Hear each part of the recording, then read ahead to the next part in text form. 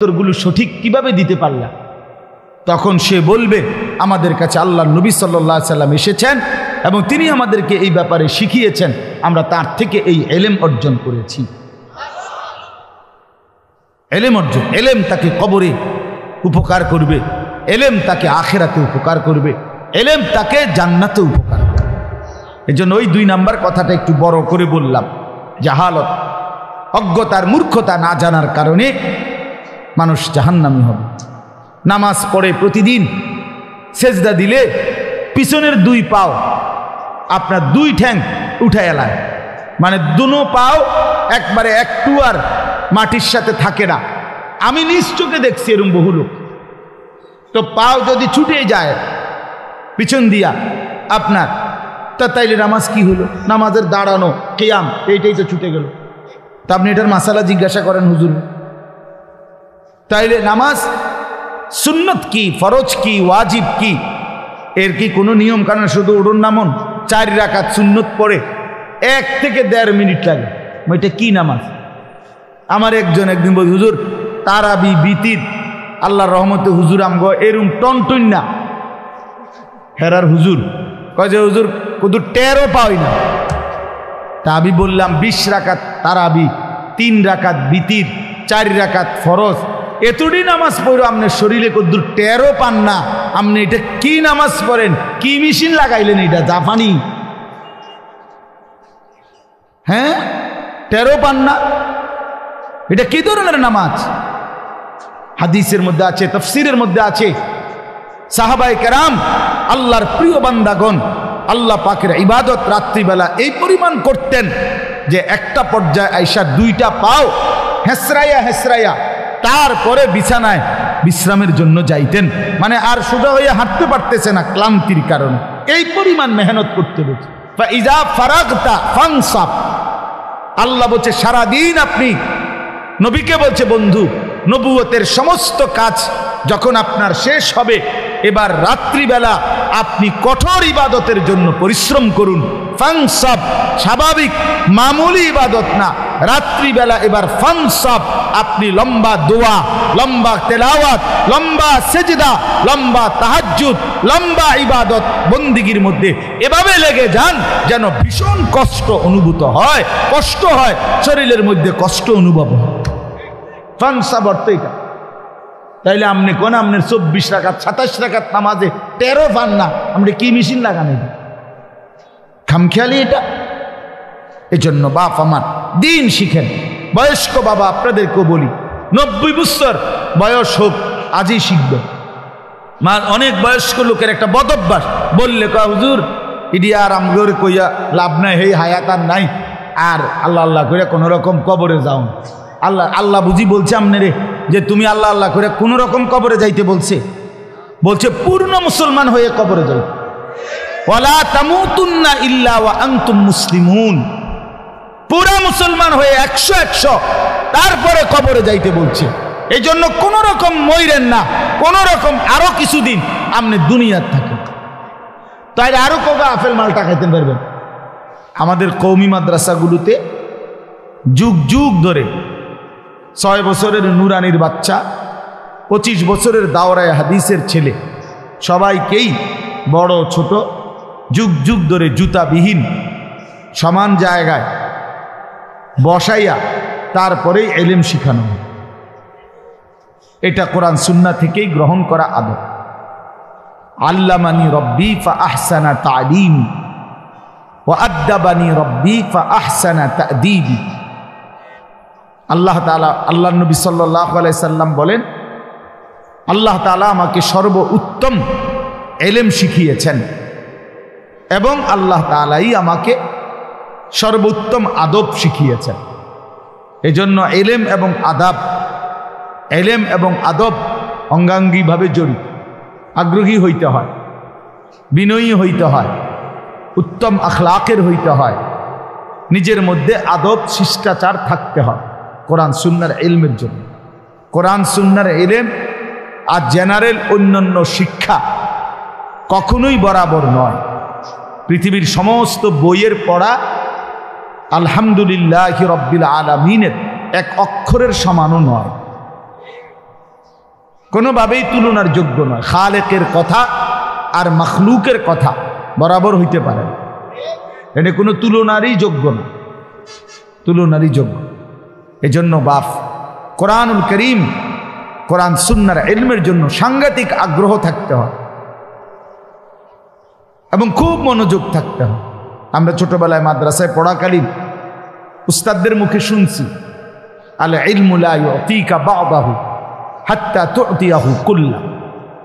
তুমি যদি ইলমের জন্য নিজেকে পুরা দিয়ে দাও তাহলে ইলম তোমাকে কিছু দিবে, নিজেকে পুরা সঁপে দাও তাহলে কিছু পাইবা, কিছু পাইবা।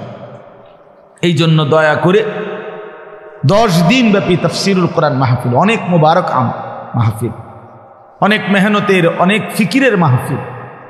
একদিনের মাহফিলে ইন্তেজাম করতে গিয়ে ঘাম ছুটে যায়। একদিনের জন্যই প্যান্ডেল, মাইক, পোস্টার, বক্তা, একদিনের বক্তার তেল ডলতে ডলতে তেল কোম্পানি শেষ, বুঝলেন না? বক্তা আইয়ে আজ্ঞায় ফিচ্ছায়, হেন্দিয়া বেহা হইয়া যায়, হেন্দিয়া তেসরা হইয়া যায়। তা একদিনের বক্তা 3-4 জন মিল রাখতেই মাথা গরম, তা সেখানে 10 দিনের উলামায়ে কেরাম 3 জন করে হইল হতো 30 জন। তাইলে কি পরিমাণ মেহনত করে আপনাদের এই মাহফিল। আমার উস্তাদে মুহতারাম, আপনাদের কাছে আমি গত বছরও বলছি, হুজুর আমার অনেক বেশি মহব্বতের উস্তাদ। ছোটবেলায় হুজুরেই আমারে সর্বপ্রথম এই ব্রাহ্মণবাড়িয়া দারুল আরকাম মাদ্রাসায় আনছেন। তো সবাই মিলে আপনাদের হুজুর নিজে আমার কাছে অনেকবার ফোন দিছে, বারবার, আজকেও মনে 5-7 বার ফোন দিছে, কতটুকু আসছ, কতটুকু। ড্রাইভাররা একবার ফোন দেয়, আমার একবার ফোন দেয়।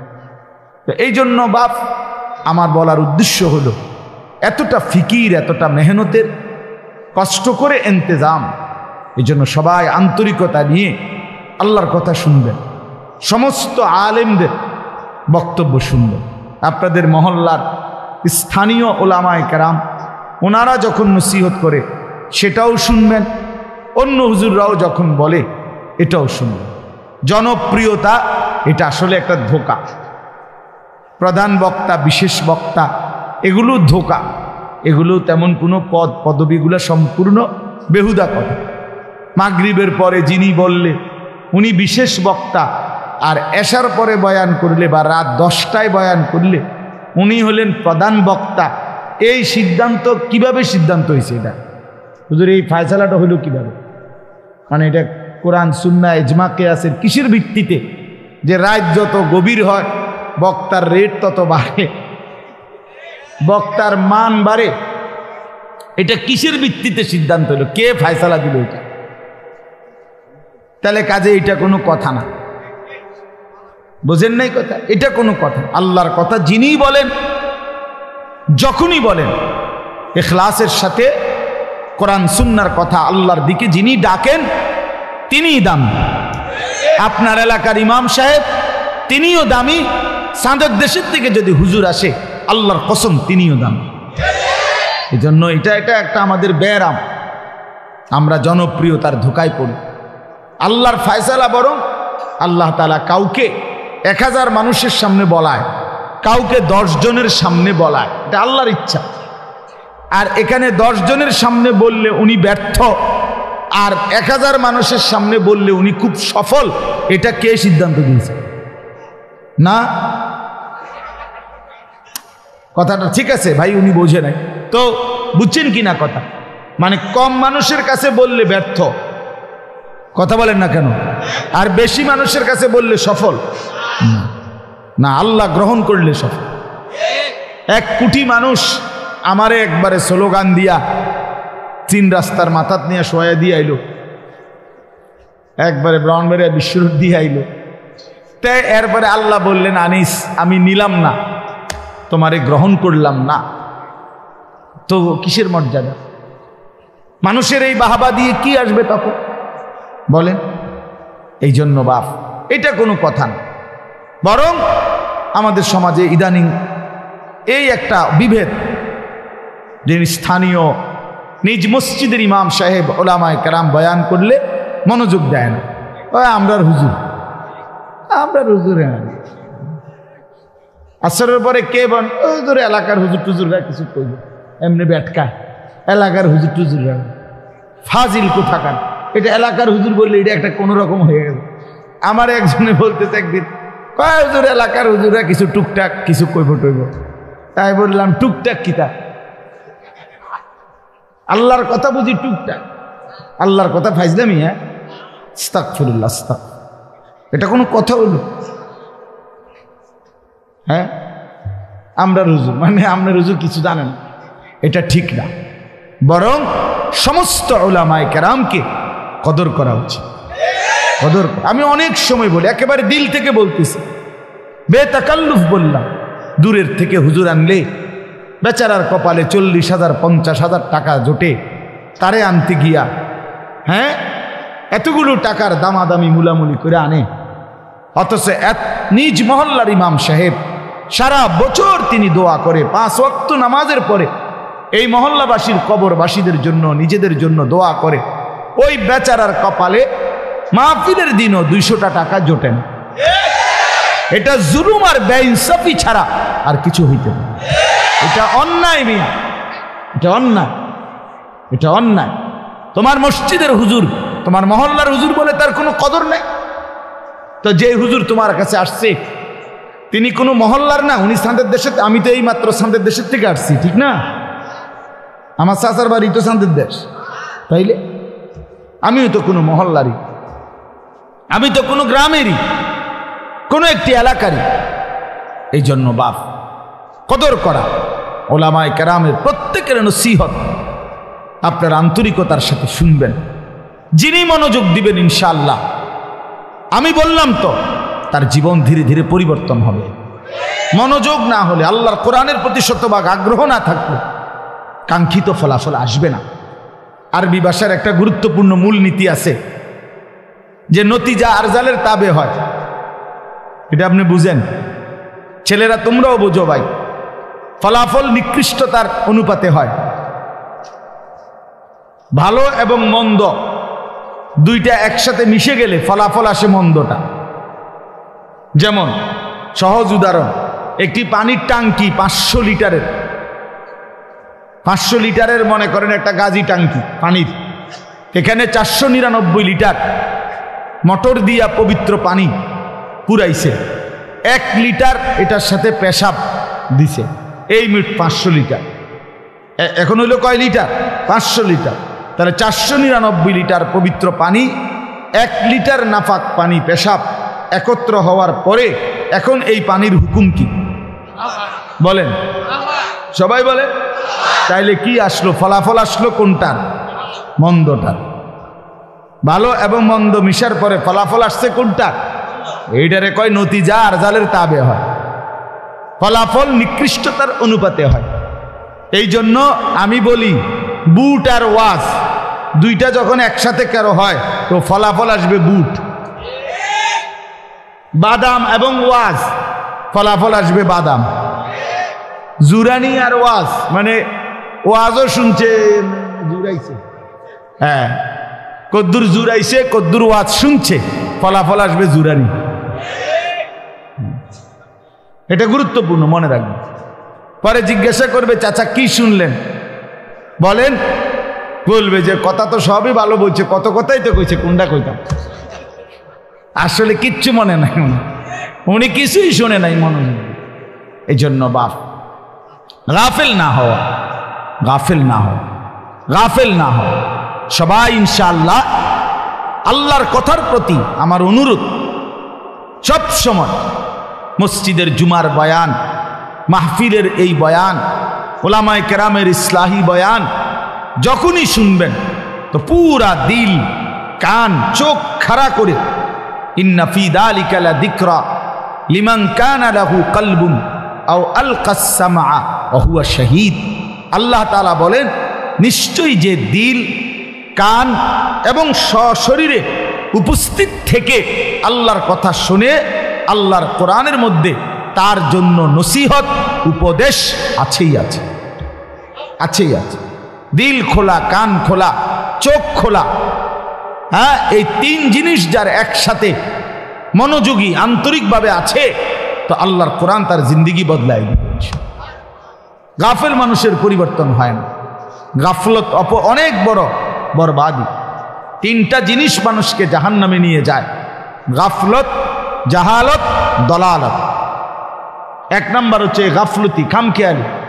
নামাজ পড়তেন না, অপরমু তো আইয়েন, যাইবেন না, আমরা আইতেছি না। হ্যাঁ, নামাজ পড়তেন না, পড়তাম, শরীরটা জানি কেরুম লাগে, কেরকম লাগে, এ কেরুম জানি লাগবে, কেরুম লাগে কন না, এ কেরুম লাগে, কি কেরুম লাগে, বাটফারি কথা আর কি, মানে না পড়ার জন্য একটা সুতা না, এ গাফেল, এ দামু আর কি, ফরমু আর কি, সময় আছে। এ গাফেল মানুষ বরবাদ হয়, মানুষকে জাহান্নামে নিয়ে যায়। কোরআন শরীফে আছে আল্লাহ তাআলা জাহান্নামীদের পরিচয় বলছে, উলাইকা হুমুল গাফিলুন, এরা এই জাহান্নামী, এরা কেন? এরা গাফেল। দুই নাম্বার হলো জাহালাত, কোরআন সুন্নাহর অজ্ঞতা, না জানা, এটা মানুষকে জাহান্নামে নিয়ে যায়। আপনি জানলেন না হালাল কোনটা, হারাম কোনটা, কোনটা ঈমান, কোনটা কুফর, কোনটা শিরিক, আপনি জানেন না। লোক দেখা দেখি, মানুষের দেখা দেখি, হ্যাঁ, একজনের দেখা দেখি ভুলটাই করে গেলেন, শিরিকটাই করে গেলেন, অজ্ঞতার মধ্যে পড়ে রইলেন। তো এতে করে একদিন হাসরের ময়দানে দেখবেন আপনার এই মূর্খতা, এই অজ্ঞতা, কোরআন সুন্নাহর এই না জানা, সঠিকভাবে বুঝার চেষ্টা না করা, এটা আপনার জাহান্নামে নিয়ে গেছে, জাহান্নামে। হ্যাঁ, সব সময় মনে রাখবেন, যারা ভণ্ড প্রতারক, দ্বীনের নামে মানুষকে প্রতারণা করে, এই ভণ্ড বেশরা, এদের সব সময়ের একটা চেষ্টা যেন নিজ ভক্ত মুরিদ, নিজ অনুসারী যেন কোরআন সুন্নাহর বিশুদ্ধ এলেম যেন না জানে, না শিখে, এটা সবসময় চেষ্টা করে। কারণ পড়লেই, শিখলেই জ্ঞানের আলো তার ভিতরটা আলোকিত করে তার কাছে অন্ধত্ব এবং আল্লাহর নাফরমানিটা স্পষ্ট করে দিবে। তখন ওই ভণ্ডের কাছ থেকে সরে যাবে। এই জন্য কোন প্রতারক ভণ্ড চায় না নিজ অনুসারীরা জ্ঞানের আলোয় আলোকিত হোক। আমাদের কওমি মাদ্রাসার এই 158 বছর, 1866 সনে দারুল উলুম দেওবন্দ মাদ্রাসা প্রতিষ্ঠিত হয়েছে, কওমি মাদ্রাসার প্রথম মাদ্রাসা। আজকে 2024 সাল, এই 158 বছর ধরে মনে রাখবেন, এই ভারতীয় উপমহাদেশে কওমি মাদ্রাসার বিরোধিতার, এই আমাদেরকে ওয়াহাবি বলে, আমাদেরকে বিভিন্ন নবীজির ব্যাপার নিয়ে অনেক কিছু বলতে চায়। এই সবটার একটা মূল বিষয় হইল কোনোভাবেই যেন সর্বশ্রেণীর মুসলমান ওলামায়ে উম্মত এই ওলামায়ে দেওবন্দের কাছে না আসে।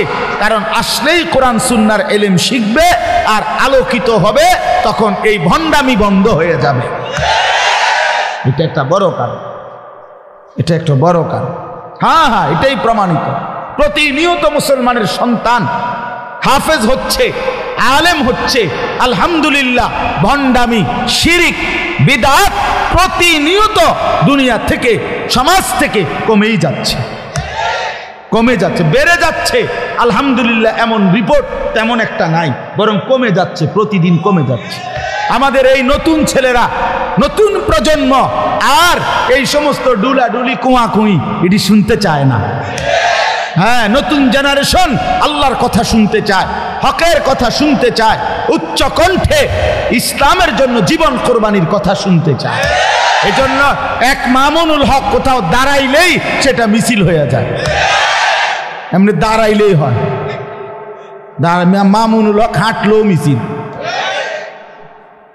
ঘটনাটা কি এরকম হইল কা না? মানে নতুন প্রজন্ম চায় আল্লাহর জন্য, ইসলামের জন্য কিছু করতে চায়। আলহামদুলিল্লাহ, আলহামদুলিল্লাহ। আজকে হুজুর আমারে কুমিল্লা ইউনিভার্সিটির ছাত্ররা, সরাসরি ইউনিভার্সিটির ছাত্ররা দাওয়াত দিছে, আগামী 7 তারিখ ডিসেম্বর দুপুরবেলা তাদের ইউনিভার্সিটির ছাত্রদের প্রোগ্রাম। তাহলে আমরা এটা বুঝছি, আমরা এটা বুঝি। আলহামদুলিল্লাহ, নতুন প্রজন্ম আলহামদুলিল্লাহ ইসলাম জানতে চায়, আল্লাহর কোরআন শিখতে চায়। এজন্য এই বিদআত খুরাফাত, এই কুফর শিরিক, এই নাস্তিকতা ইনশাআল্লাহ বাংলাদেশের জমিনে থাকবে না ইনশাআল্লাহ, কোনো সন্দেহ নাই ইনশাআল্লাহ। বাংলাদেশের গলিতে গলিতে, রাস্তার মোড়ে মোড়ে, প্রতিটা আনাচে কানাচে আল্লাহর দয়ায় অসংখ্য অগণিত ছোট বড় কওমি মাদ্রাসা প্রতিষ্ঠিত হয়েছে। এটা প্রমাণ করে এদেশের মানুষের সাথে সম্পর্ক একেবারে গ্রাম পর্যায়ে, ইউনিয়ন পর্যায়ে, ওয়ার্ড পর্যায়ে, ঘরকে ঘর এখন কওমি মাদ্রাসার উলামায়ে কেরাম, তালেবে ইলম মুসলমানদের ঘরে ঘরে আছে। আলহামদুলিল্লাহ, আলহামদুলিল্লাহ, আলহামদুলিল্লাহ। এজন্য জাহালত, মূর্খতা মানুষকে জাহান্নামে নিয়ে যায়। কোরআন সুন্নাহর জ্ঞান না জানে, 60 বছর বয়স, আল্লাহর কোরআন দেখে দেখেও পড়তে পারেন না, একটা সূরা শুদ্ধ পড়তে পারেন না, একটা দোয়া কালাম পড়তে পারেন না, তাব্বাত ইয়াদা কুল হুয়াল্লাহ সূরাটাও সুন্দর বলতে পারেন না, আত্তাহিয়াতু দোয়ায়ে কুনুত পড়তে পারেন না। আপনি বেহেশতে যাইবেন গা? বেহেশত আপনার মামুর বাড়ি? হ্যাঁ, বেহেশত আপনার চাচার শ্বশুর বাড়ি? আপনি কি ভাবছেন? অনেক মানুষ এটা মনে করে, মিয়া খামখেয়ালি করে, বিড়ি খাইতে খাইতে 60 বছর শেষ, আমরা বেহেশতে যাইব গা, আমরা আশেকের রসুল চা দোয়ানে গপ মারতে মারতে বেহেশতে যাইব গা। বেহেশত আপনি কি মনে করছেন? 2টা রুম আর একটা বারিন্দা নাকি? কিতা? হ্যাঁ, সুপারিশ কি কোনো নিয়ম কানুন নাই?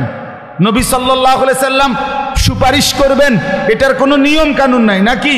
হ্যাঁ, আপনার মুখে বিড়ি, সিগারেট, 40 বছর ধরে সুদের ব্যবসা করেন, হারাম রোজগার করেন, 30 বছর ধরে আপনার ঘরে প্রতিদিন রঙিন টেলিভিশন চলে, আমনের বেটি, আমনের বিবি, ছেলে মেয়ে, নাতি নাতনি সব 24 ঘন্টা প্রতিদিন নাটক, সিনেমা, নাচ গান দেখে ছেলেটা খোদার 365 দিনে একদিনও ফজরের নামাজ পড়ে না, মেয়েটা ফজরের নামাজ পড়ে না। 30 বছর ধরে কাস্টমারকে ঠকাইতেছেন, ওজনে কম দিতেছেন, মিথ্যা বলতেছেন, সুদের লেনদেন করতেছেন, কিস্তির লেনদেন করতেছেন। এত বাটফারি কইরা নবী দাঁড়াইলেই আপনারা সুপারিশ কইরা বেহেশত দিবেন না? এই তো না, কোনো নিয়ম কানুন নাই। হাউজে কাউসারের পানি, এটা আপনি 15 টাকা বোতলের পানি নাকি? তো কি ভাবছেন? এটা কি মনে করছেন? রাসূলুল্লাহ সাল্লাল্লাহু আলাইহি সাল্লাম বলেছেন যে একবার এই পানি পান করবে, লাম ইয়াজমা আবাদান, সে আর কোনোদিন তৃষ্ণার্ত হবে না। এতটা আজিমুস শান দামি পানি, এতটা দামি নিয়ামত আল্লাহর নবী সাল্লাল্লাহু আলাইহি সাল্লাম জানতেন ভাবে দিয়ে দিবেন। কি মনে করছেন এটা? এর জন্য বাবা দিন শিখেন। আপনাদেরকে বলছি, এই এক মাহফিল যথেষ্ট না, ওয়াজ মাহফিল আপনাদেরকে আমরা উৎসাহিত করি, আপনাদেরকে বিবেক জাগাইতে চেষ্টা করি। 1 ঘন্টার বয়ান দিয়া 30 পারা কোরআনের সমস্ত মাসআলা, সমস্ত হালাল হারাম, রাসূলুল্লাহ সাল্লাল্লাহু আলাইহি সাল্লামের 23 বছরের সমস্ত কিছু মেহনত আপনারা আমি এই 1 ঘন্টার ওয়াজ দিয়া বুঝানো সম্ভব?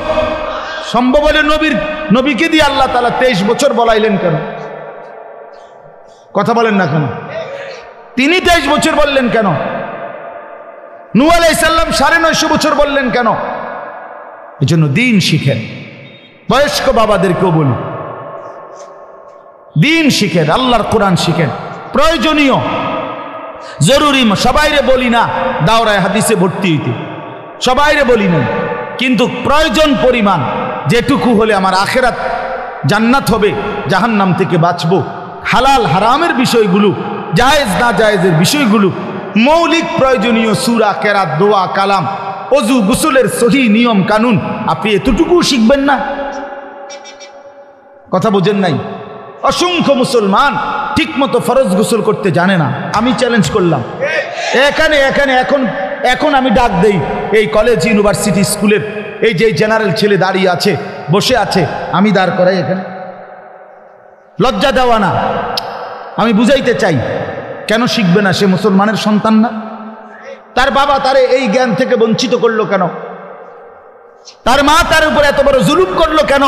কয়টা ভাত খাওয়ানোর লাগে তারে এতটি বই পড়াইলো, অথচ একদিন সে দেখে যে এই পড়াইগুলা ছাড়াও কত মানুষে মূর্খ হইয়াও ভাত খায়, দুনিয়া ভোগ করে, বিয়া করে, বাড়ি করে, গাড়ি করে, নেতাগিরি করে, মাতবুরি করে, অথচ নামটাও দস্তখত করতে পারে না, টিপসই দেয়।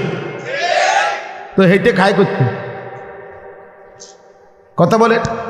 দুনিয়াতে এমনি অর্জন হয়। দুনিয়া তো বুবা মানুষও ভোগ করে মিয়া। বুবা বুবা যে কথা বলতে জানে না সে বিয়া করে না। বুবা মানুষে ভাত খায় না, বুবা মানুষে ঘুমায় না, বুবা মানুষে পেশাব পায়খানা করে না, বুবা মানুষের বাচ্চা কাচ্চা হয় না। তো কেমনে হয়? সে যদি বুবা। দুনিয়া তো এমনি ভোগ করা যায় মিয়া। দুনিয়াতে আল্লাহ এমনিই দেয়। সন্তানকে আল্লাহর কোরআন থেকে বঞ্চিত করলেন কেন? রাসূলুল্লাহ সাল্লাল্লাহু আলাইহি ওয়াসাল্লামের সুন্নাহ থেকে বঞ্চিত করলেন কেন? আপনি বাবা আল্লাহর কোরআন থেকে বঞ্চিত হলেন কেন? 60 বছরে সংসার কইরা এই ভাত তরকারি বাজার সদাই দোকানদারি আর এই সাদওয়ান এই সব করে শেষ করলেন। পরে কইলো নিজে এটা বললেন, জি পুত সংসারের জন্য জীবনটা শেষ করলাম। এটা ফেরেশতারে বললেই তো কবরের আযাব মাপ, এটা বললেই তো হাসরের ময়দানে মাপ। তো তাইলে এই ফাউ কথা বলে কি লাভ হবে? আল মালু ওয়াল বানুনু জিনাতুল হায়াতিদ দুনিয়া। আল্লাহ বলছে বান্দা সম্পদ এবং সন্তানাদি এটা শুধুই কেবল দুনিয়ার সৌন্দর্য, দুনিয়ার কিছুক্ষণের ফুডাঙ্গিরি। আমার জি এতজন, ফুত এতজন, আমার ছেলে এই করে, মেয়ে এই করে, হ্যাঁ আমার টাকা আছে এত, গাড়ি আছে এতটা, এগুলো দুনিয়ার মাতবর। ওয়াল বাকিয়াতুস সালিহাত খায়রুন ইনদা রাব্বিকা সাওয়াবান ওয়া খায়রুন আমালা। আল্লাহ তাআলা বলেন আর বাকি থাকবে, স্থায়ী থাকবে, অনন্তকাল থাকবে শুধুই কেবল আস-সালিহাত, সমস্ত নেক আমল। যদি তুমি কিছু আল্লাহ থেকে বিনিময় চাও, যদি কোনো আল্লাহর কাছ থেকে আশা করতে চাও, তো আল্লাহ তাআলা বলেন বান্দা শুধুই কেবল আস-সালিহাত। ওয়া মান ইয়ামাল মিনাস সালিহাত ওয়া হুয়া মুমিন। আল্লাহ তাআলা সমস্ত নেক আমল যে করবে ঈমান অবস্থায়, ফাউলাইকা ইয়াদখুলুনাল জান্নাহ, আল্লাহ বলে জান্নাতে তারাই প্রবেশ করবে। বন্দেগী লাগবে। মান আমিলা সালিহাম মিন যাকারিন আও উনসা ওয়া হুয়া মুমিন।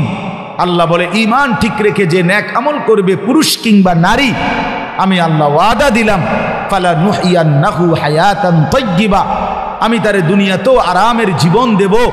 ওয়ালা নাজজিয়ান্নাহুম আজরাহুম বিআহসানি মা কানু ইয়ামালুন, আর আখিরাতে তার সমস্ত নেক আমলের সর্বোত্তম বিনিময়, সর্বশ্রেষ্ঠ নিয়ামতে ভরা জান্নাত দিয়ে দেন। আল্লাহর ওয়াদা। বা মূর্খ হইয়েন এই সমস্ত ধোঁকাবাজি। আমার একদিন হুজুর একজনে বলে, হুজুর আপনারা যেরকম নামাজ করেন, ওয়াজ করেন, ভালো কাজ করেন, আমিও তো সারাদিন মেল মিটিং দেন, দরবার মানুষের বিভিন্ন বিচার আচারের ফয়সালা করে দেই, এগুলো তো ভালো কাজ করি। বা বরাবর বরাবর, হ্যাঁ হ্যাঁ বরাবর, মেল মিটিংয়ের নামাজ সমান সমান সমান সমান আমরা মনে করছি। তো তো কি বুঝছে তো আনবাহি গান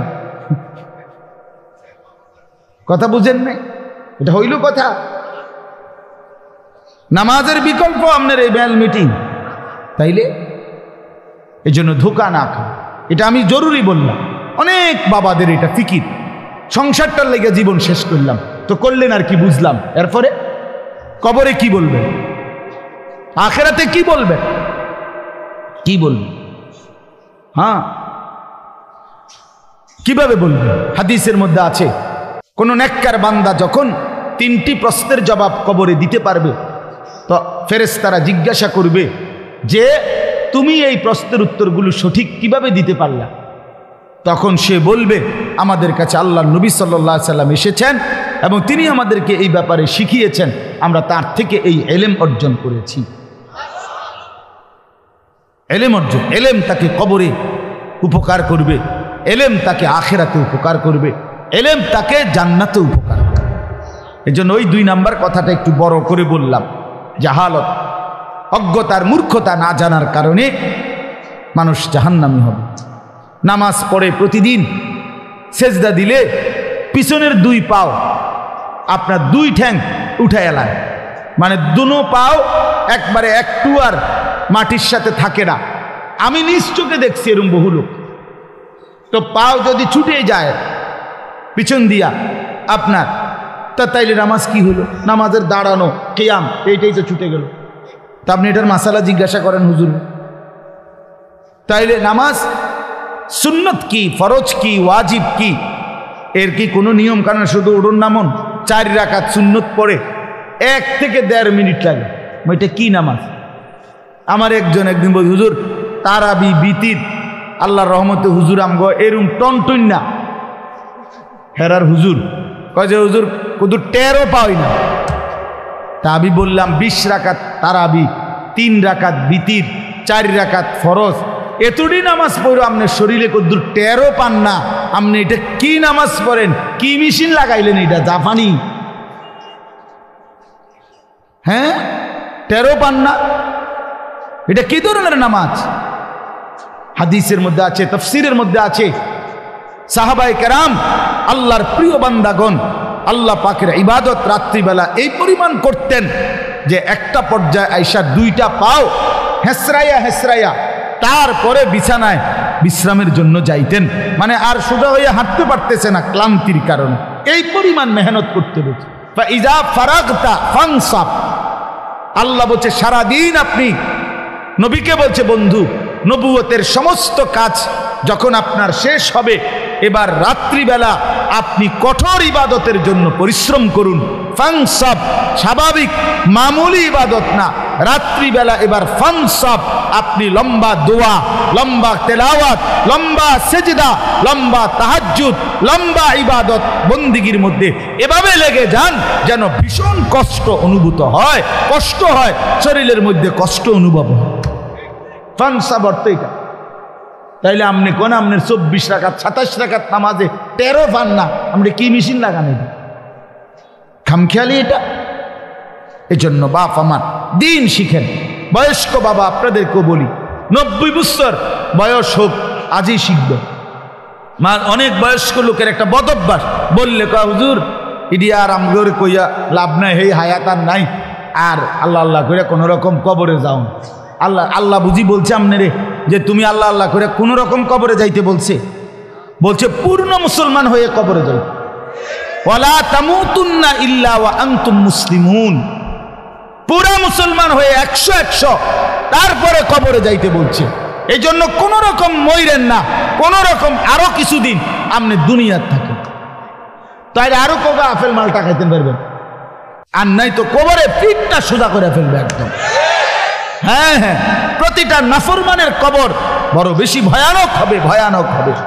আল্লাহর নবী সাল্লাল্লাহু আলাইহি সাল্লাম বলেন, একজন ফেরেশতা এসে তাকে ফায়ুদরাবু লাহু বিমিতরাকাতিন মিন হাদিদ দারবাতান বাইনা উযুনাইহি, নাফরমানের কবরে ফেরেশতা এসে লোহার হাতুড়ি দিয়ে এত জোরে 2 কান বরাবর আঘাত করবে, ফায়াসিহু সাইহাতান, নাফরমান একটা চিৎকার মারবে, ইয়াসমাউহা মান ইয়ালিহি ইল্লা সাকালাইন, মানুষ এবং জিন ব্যতীত আল্লাহর সমস্ত সৃষ্টি নাফরমানের চিৎকার শুনতে পাবে। কবর কি খামখেয়ালি মনে করছে? আল্লাহর নবী সাল্লাল্লাহু আলাইহি সাল্লাম বলেন, নাফরমানের কবর তাকে এত জোরে চাপ দিবে, ডান পাশের মাটি বাম দিকে, বাম দিকের মাটি ডান পাশে চলে আসবে, হাত্তা তাখতালিফা আদলাউহু, আল্লাহ রাসূল উদাহরণ দিয়ে বুঝাইছে, ডান পাশের হাড্ডি পাজর ভাঙ্গা বাম পাশে ঢুকে যাবে, বাম পাশের গুলো ডান পাশে ঢুকে যাবে। কেমন ঢুকবে কেমন ভাবে? হাত্তা তাখতালিফা আদলাউহু, এই যে বাপ এইটা দেখেন, এই 2 আঙ্গুল যেমন একটা আরেকটার ভিতরে ঢুকে গেছে, এই 2 পাশের পাঁজরের হাড্ডি একটা আরেকটার সাথে এইভাবে ঢুকে যায়। কি মনে করছেন বাপ? এই ছেলেরা কি মনে করছো মিয়া?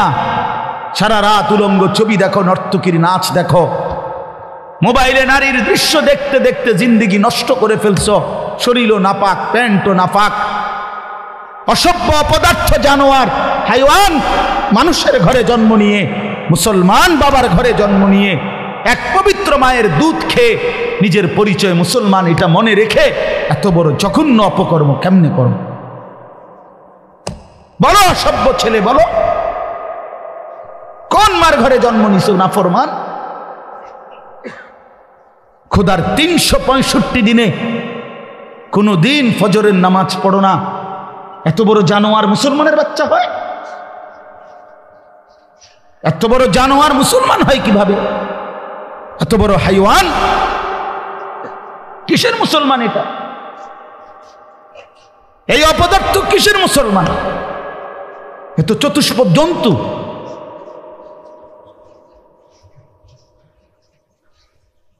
আল্লাহ আমাদেরকে মাফ করে দেন। ছেলে পেলে ভাবতে শিখো বাবা, নিজেরে নষ্ট করে দেওয়ার মধ্যে কি ফায়দা? নিজের জিন্দেগি বরবাদ করে দেওয়ার মধ্যে কি ফায়দা বাপ?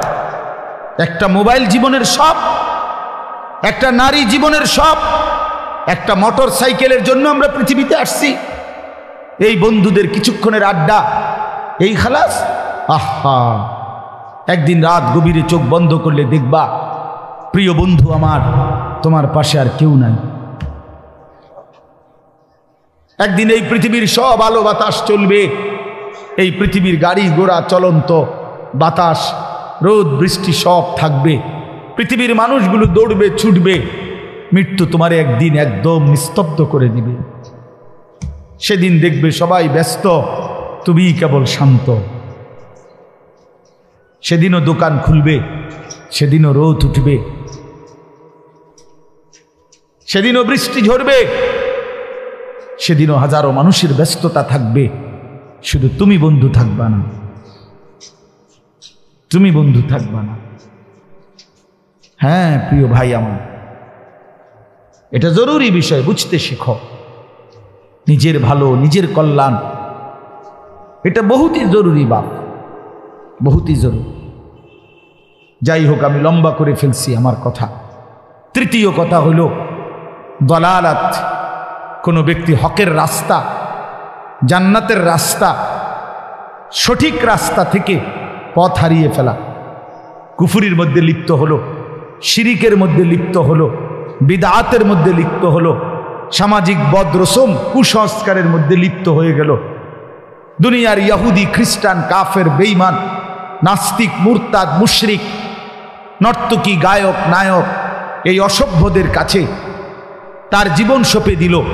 তাদের মতোই তার মানে সে দলালাত, পথভ্রষ্ট হয়ে গেল, হকের রাস্তা, জান্নাতের রাস্তা, আলোর রাস্তা থেকে বঞ্চিত হয়ে গেল, পথ হারা গোমরা হয়ে গেল। এটা তারে জাহান্নামে নিয়ে যাবে। এটা তারে কই নিয়ে যাবে বাপ? আমান ইউদলিলিল্লাহু ফামা লাহু মিন হাদ। আল্লাহ কোরআনে বলছে, আল্লাহ যাকে পথ হারা করে দেয় সে আর কোথাও কোনো পথ প্রদর্শক পায় না। আল্লাহ থেকে যদি কারো বন্ধন ছুটে যায় বন্ধু, তার জন্য আর কোনো পথ প্রদর্শক নেই। কোরআনের সরাসরি আয়াত আল্লাহ বলছে। হ্যাঁ, আল্লাহ তাআলা বলছে কোরআন শরীফে কতভাবে বলছে আল্লাহ যে নাফরমানদের পুরাটা জিন্দেগি কেমন কেমন। আমালুহুম কারামাদিন ইশতাদ্দাত বিহির রিহু ফি ইয়াউমিন আসিফ। আল্লাহ তাআলা বলছে সমস্ত বেঈমানের জীবনটা, তার মেহনত, তার কর্মকাণ্ড আল্লাহকে ছেড়ে দিয়ে ভুল পথে চলে, নাফরমানির রাস্তায় চলে, তার জীবনটা হলো এমন যে ছাই বোঝেন, চুলার যে ছাই, এই ছাই কোনো ব্যক্তি রাস্তার মাঝখানে মনে করেন এক পাশে এমন জায়গার মধ্যে স্তূপ দিল, অনেক ছাই, একটা ঝড়ো বাতাস, একটা প্রচন্ড বেগে বাতাস এসে এই ছাইগুলোকে পলকের মধ্যে, মিনিটের মধ্যে উড়াইয়া ফেলল। আল্লাহ পাক বলেন সমস্ত কাফের বেঈমান নাফরমান পাপী সারা জিন্দেগির সমস্ত কর্মকাণ্ড ওই ছাইয়ের মতো প্রচন্ড বাতাস যেটাকে মিনিটের মধ্যে উড়িয়ে ফেলে। কারামাদিন ইশতাদ্দাত বিহির রিহু ফি ইয়াউমিন আসিফ। আল্লাহ তাআলা বলেন, আল্লাহ বলেন আমালুহুম কাসারাবিন বিকিআতিন ইয়াহসাবুহু যামআনু মাআ হাত্তা ইযা জাআহু লাম ইয়াজিদহু শাইআ।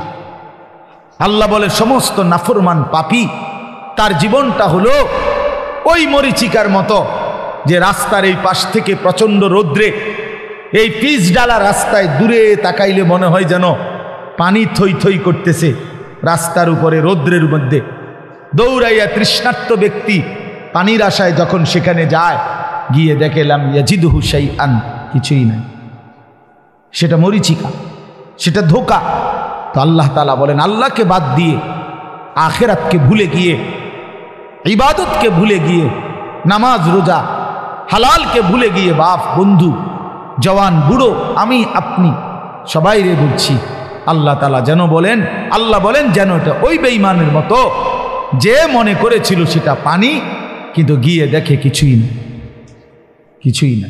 আমি তো সবসময় বলি বাবা, ঘর বাড়ি দালান বিল্ডিং, খাট ফার্নিচার সোফা যা সাজাইলেন, আপনি মরার 20 বছর পরে আপনি নিজে আইসা একদিন কবর থেকে ফেরেশতারে একটু বইলা হইয়া, ভাই আমি শুধু জামু আর আসমু, আমার ঘরে আমি মরার আগে বিশ্বাস করো ভাই নিজে দাঁড়াইয়া থাইকা সোফাটি বানাইছি, খাট বানাইছি, ফার্নিচার বানাই, 6টা চেয়ার বানাইছি, এত সুন্দর করে একটা ডাইনিং টেবিল বানাই দিয়ে আসছিলাম। আজ 20 বছর পরে আমার মনে পড়ছে ফেরেশতা আমার ঘরের আসবাবগুলো আসেনি কিন্তু চাইয়াই, শুধু দেখে আইসা পড়বো, আমি আর পরে থাকতাম না কইলাম। তো ফেরেশতা যদি কোনো কারণে অনুমতি দেয় তা আইসা দেখবেন খোদার কসম আপনার 20 বছর পরে আপনার সাজানো সেই ফার্নিচার আসবাবপত্র কিচ্ছু না, আপনার ঘরে না। যদি জিজ্ঞাসা করেন ছেলে মেয়ে নাতি নাতনিকে সেগুলো কোথায়, বলবে দাদা এগুলো আর এখন চলে না, এই মডেল আর এখন বাজারে চলে না, এই জন্য এগুলো ফেলে দিস, ফেলে দিস। এরই নাম দুনিয়া, এর জন্যই জীবন শেষ করল। অতএব এই 3 জিনিস খেয়াল করা। 1 নম্বর গাফলত বলেন, 2 নম্বর জাহালত, 3 নম্বর দালালত। 1 নম্বর হলো খামখেয়ালি, অবহেলা, কর্ম করতেছি। আরেকটা হলো অজ্ঞতা, মূর্খতা, না জানা। আরেকটা হলো পথ হারিয়ে ফেলা, পথভ্রষ্ট হয়ে যাও। আল্লাহ তাআলা আমাদেরকে এই 3টি মুসিবত থেকেই হেফাজত করেন। আল্লাহ তাআলা আমাদেরকে জান্নাতের পথ, সিরাতে মুস্তাকিমের পথ আল্লাহ তাআলা আমাদের জন্য আলোকিত করে দেন, আলোকিত করে দেন। প্রিয় ভাই আমার, আমি সহজ কথাই এটা বলতে চাই, এই মাহফিল, এই ওয়াজ, আমরা আসলে উলামায়ে কেরাম উম্মতের ফেরিওয়ালা। আমরা একটা কথা বিশ্বাস করি, ফেরিওয়ালা জানে তার মালামাল যদি 2 ঘন্টায়ও বলার পরেও কোনো কাস্টমারও যদি একজনও না আসে তার সামনে, তারপরেও ফেরিওয়ালা তার বলা বন্ধ করে না, গলি গলি সে শুধু চিৎকার করতেই থাকে, কবি ইধার কবি উধার, কবি ইধার কবি উধার, কখনো এদিকে কখনো সেদিকে। ফেরিওয়ালা তার মাল নিয়ে গলি গলি ঘুরতে থাকে, সেভাবে আমার মাল কেউ না কিনুক আমাকে বলতেই হবে। উলামায়ে কেরাম উম্মতের ফেরিওয়ালা আপনাদের দুয়ারে দুয়ারে ঘুরে ঘুরে আপনাদের কাছে আল্লাহর কথা, আখিরাতের কথা, পরকালের কথা বারবার বলতেছে, বারবার একই কথা। কবর, হাসর, মিজান, ফুলসেরাত, জান্নাত, জাহান্নাম, হালাল হারাম, জায়েজ না জায়েজ, নেক আমল, গুনাহ, এই নাকি আর কি কোনো অভিনব কথা? এই কথা। সব বক্তার ওয়াজ এটাই, সব খতিবের বয়ান এটাই, সব জুমার আলোচনা এটাই। অতএব এতবার বলা কথাগুলোকে কদর করো ছেলেরা, তোমরা কদর করো, ঠিক আছে না? ইনশাআল্লাহ আল্লাহ তাআলা তৌফিক দান করেন। সূরাটার নাম সূরা দাহার। আমি যেই সূরাটা পড়ছি অল্প সময় আর আমি আপনাদের সামনে পেশ করতেছি। 29 নম্বর পারা, 76 নম্বর সূরা। সূরাটির নাম সূরা দাহার। এই সূরার প্রথম 6টি আয়াত আমি তেলাওয়াত করেছি। এই 6টি আয়াতের একদম সংক্ষিপ্ত তর্জমা আপনাদের সামনে শুনাইতে চাই। সূরাটির একটা, কোরআনুল কারীমের এই সূরাটির মধ্যে জান্নাতের বর্ণনা অসাধারণ। মানে কোরআন শরীফের বিভিন্ন সূরাতে আল্লাহ তাআলা জান্নাতের বর্ণনা দিয়েছেন, এই সূরার মধ্যে আল্লাহ তাআলা জান্নাতের বর্ণনাটা হৃদয়গ্রাহী, মনোমুগ্ধকর, চিত্তাকর্ষক ভঙ্গিমায় অসাধারণ ঢঙে আল্লাহ তাআলা পেশ করছে। এটা শুনলে, এই সূরা পুরাটা পড়লে জান্নাতের প্রচণ্ড শৌক, আগ্রহ তৈরি। জান্নাতীকে আল্লাহ তাআলা পানীয় কয় আইটেমের দিবেন? কাফুর, সালসাবিল, জনজাবিল, মানে কয় মডেলের পানীয় দিবেন? 7 আপ, কোক, মজু, এসব সদর বদল না, এগুলা না।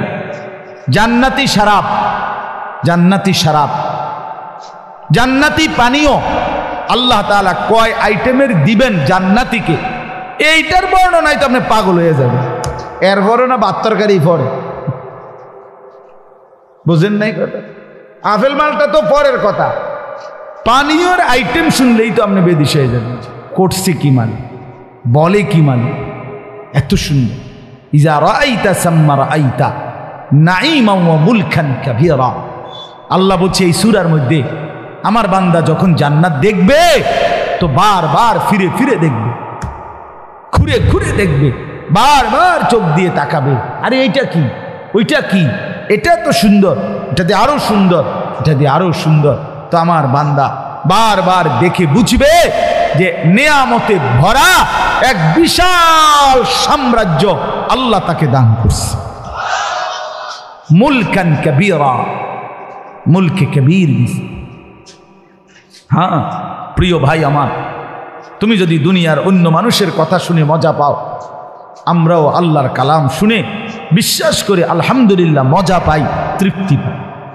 আলহামদুলিল্লাহ, আলহামদুলিল্লাহ।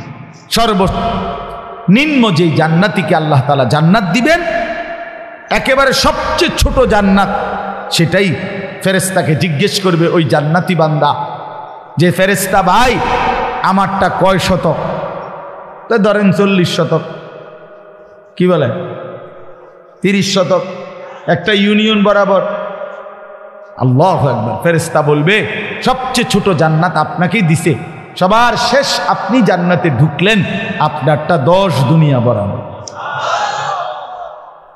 তো বাকিটি আপনি হিসাব করেন, আপনাদের কাছে ফিতা থাকলে আপনারা মাপেন, মুনাজাতের পরে তার কাম নাই, এরপরে মাপবেন।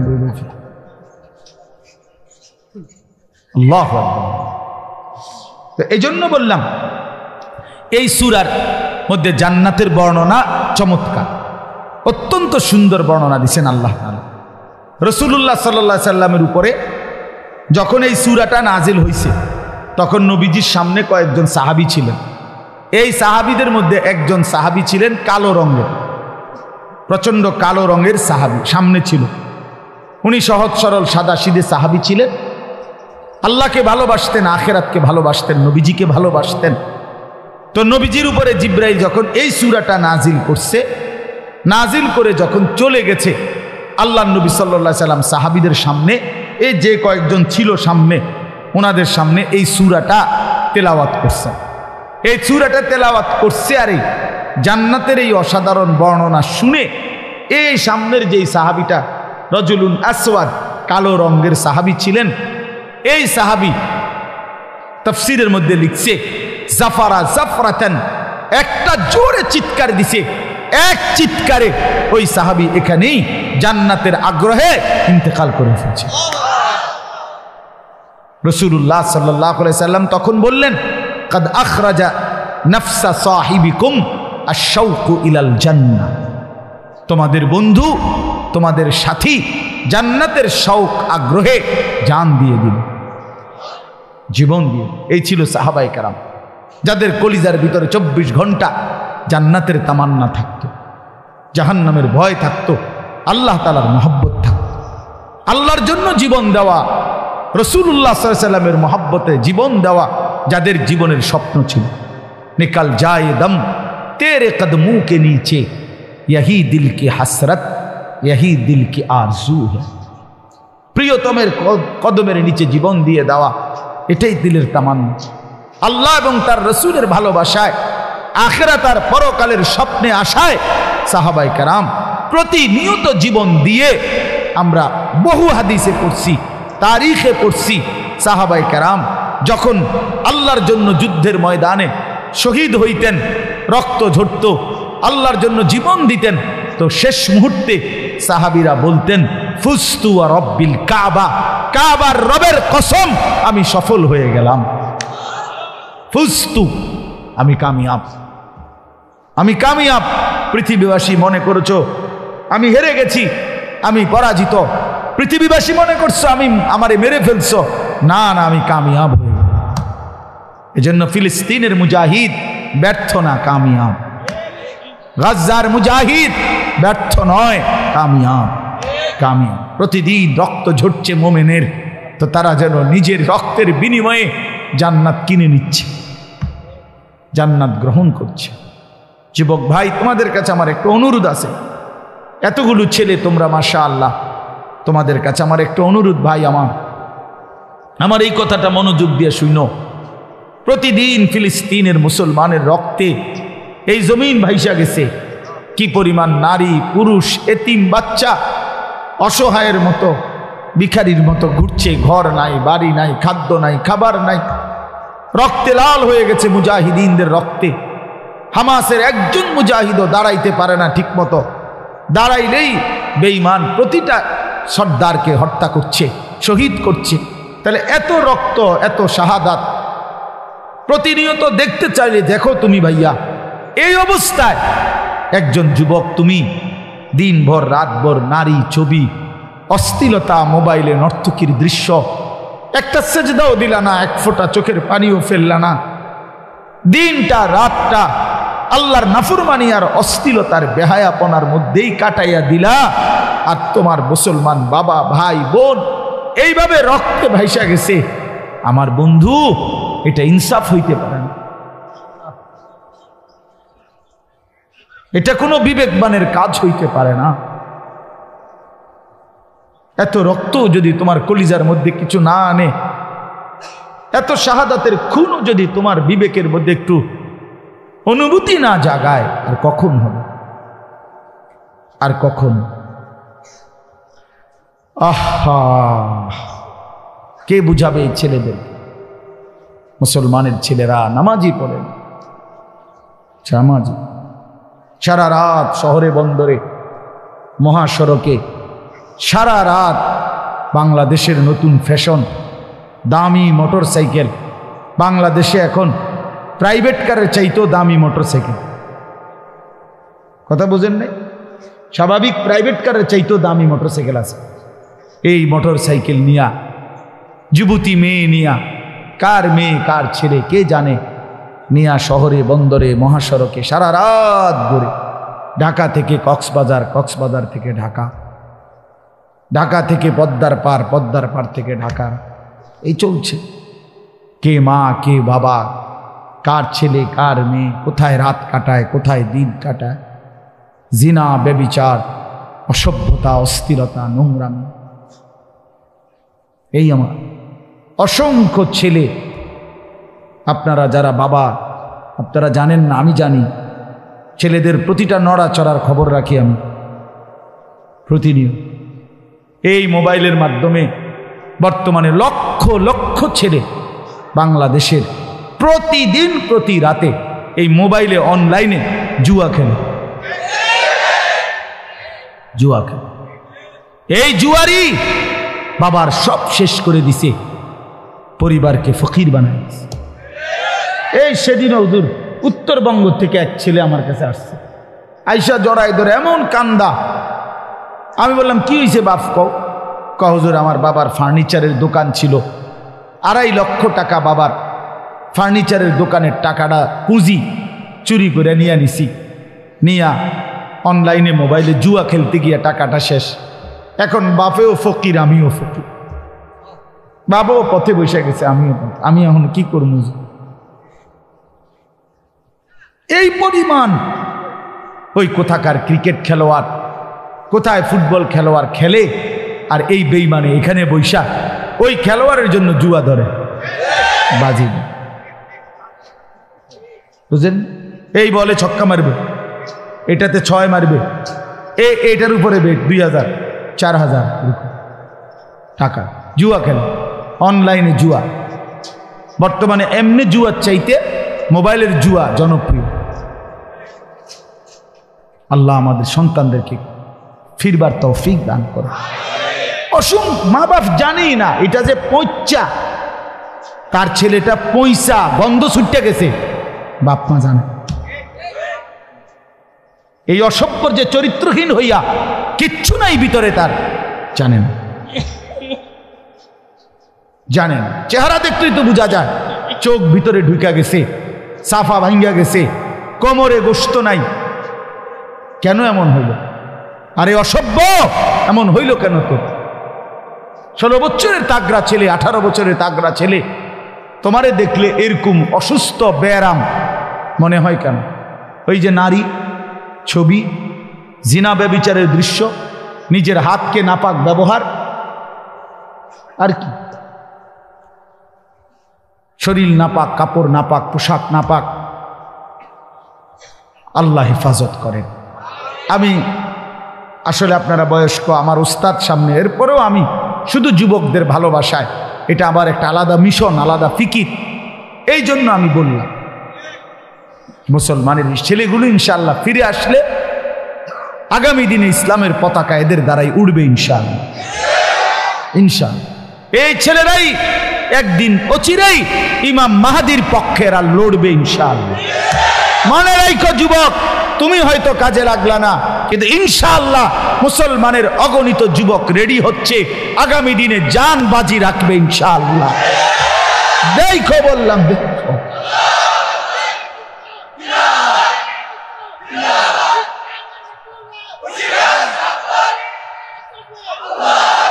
আমরা হতাশ হই নাই, আমাদের ওলামায়ে কেরাম হতাশ না।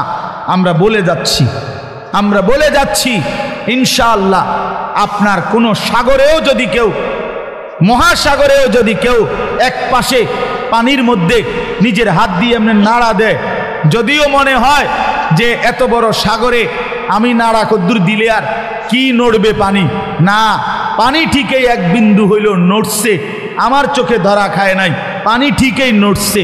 অতএব যুবকের কলিজার মধ্যে কারো না কারো দিলে ঢুকবে ইনশাআল্লাহ, একদিন বদলাবে ইনশাআল্লাহ, বদলাবে ইনশাআল্লাহ, ফিরবে। আল্লাহ তাআলা তোমাদের সকলকে ইসলামের জন্য কবুল করে নেন।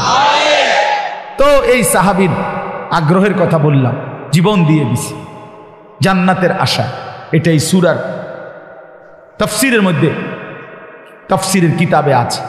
এবার তরজমাটা শুনেন। আল্লাহ তাআলা এখানে শুধু একটা কথা মনে করাইছে। আল্লাহ তাআলা আমাদেরকে বলছে, বান্দা, একটি লম্বা সময় ধরে আমি আল্লাহ তাআলা এই পৃথিবীতে ধীরে ধীরে প্রসেসিং করে তোমাকে বানিয়েছি। প্রতিটা মানুষকে আমি বানিয়েছি। মানুষকে আল্লাহ তাআলা 7টি স্তরে বানিয়েছেন। 1 নাম্বার মাটি, 2 নাম্বার বীর্য, 3 নাম্বার জমাট রক্ত, 4 নাম্বার গোশতের টুকরা, 5 নাম্বার হাড্ডির খাঁচা, 6 নাম্বার গোশতের আবরণ, 7 নাম্বার রূহ ফুঁকে দিয়ে মায়ের পেট থেকে বের করছেন। এই 7টি ধাপের মধ্যে আল্লাহ বলেন, বান্দা, প্রথম মাটি। এবার মনে রাখো, মাটির যেই অস্তিত্বের মধ্যে তোমার অস্তিত্ব ছিল, সেটা তুমি 1 মিনিট চোখ বন্ধ করে ভেবে দেখো, কত লম্বা সময় ধরে মাটির মধ্যে আমি আল্লাহ তোমার অস্তিত্ব সংরক্ষণ করেছি। সেটা পৃথিবীর কেউ জানে না, শুধু আমি জানি। মাটি থেকে নির্দিষ্ট পরিমাণ খাবার আমি আল্লাহ উৎপাদন করেছি। সেই খাবারের মধ্যেও তোমার অস্তিত্ব ছিল, সেটা কেউ জানতো না, আমি জানি। নির্দিষ্ট পরিমাণ খাবার তোমার বাবা খেয়েছে, ভক্ষণ করছে, এতে করে নির্দিষ্ট পরিমাণ বীর্য তৈরি হয়েছে। সেটা কতদিন ছিল বাবার কাছে, তোমার অস্তিত্ব, সেটা আমি আল্লাহই জানি, বীর্যের আকারে। এরপরে বাবা মায়ের মিলনে স্বামী স্ত্রী উভয়ের মিশ্র বীর্য একত্রিত করে একটি নির্দিষ্ট জায়গা রেহেমে জরায়ুতে আমি আল্লাহ স্থাপন করেছি তোমাকে তৈরি করার জন্যে, সেটাও কেউ জানতো না। 10 মাস তারপরে আবারও মায়ের সেই জরায়ুতে আমি আল্লাহ ধীরে ধীরে এই জমাট রক্ত, গোশতের টুকরা, হাড্ডির খাঁচা, গোশতের আবরণ, চোখ, নাক, কান, হাত, পাও দিয়ে একদিন মায়ের পেট থেকে আমি আল্লাহ তোমারে এই পৃথিবীর আলো দেখাইছি।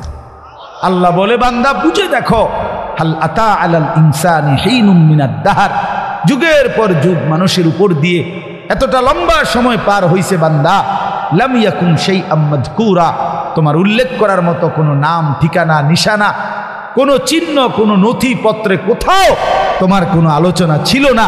অথচ তুমি মাটির মাঝে ছিলা, তুমি খাবারের কণিকায় ছিলা, তুমি বাবার বীর্যে ছিলা, তুমি মায়ের জরায়ুতে ছিলা।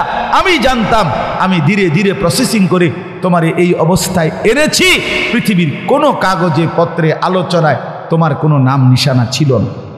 ছিল? কথা বলেন।